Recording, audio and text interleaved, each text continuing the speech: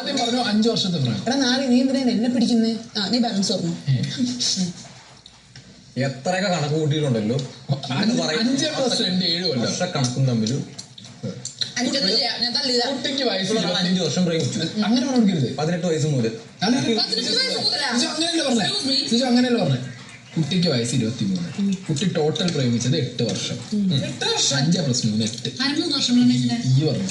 അതായത് 5 വർഷം എഫ് നീ പറഞ്ഞു. പിന്നെ അത് മാറ്റി പറഞ്ഞു. പ്ലസ് 2 എന്ന് പറയുമ്പോൾ എത്ര വയസ്സാടി?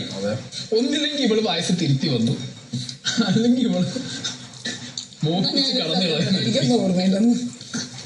ഇവള് പറയാം ഒരു പ്ലസ് 2 പഠിക്കുന്ന സമയം 12 വയസ്സ് ദോഷം ഉണ്ടാവുന്നല്ലേ? ഇവള് ഒരാളെ 5 വർഷം പ്രേമിച്ചു. അപ്പൊ എത്ര വയസ്സായി? 22 വയസ്സ്. 23 വയസ്സ്. ആ റിലേഷൻ പൊട്ടി 2 മാസം വേറൊരാളെ ഇവള് 2 വർഷം പ്രേമിച്ചു. ആൾക്ക് രാജിയാവുന്നുണ്ടോ? ഇല്ല.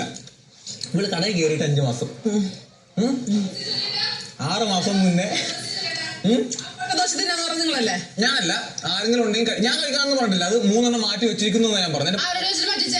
എനിക്കറിയാവോ മാറ്റിയതിൽ നൃത്തം ഒന്നും എടുത്ത് വെച്ചു. കണക്ക് പറയാണ്ട് ഇവിടെ 5 മാസമായിട്ട് കടയിൽ കയറി.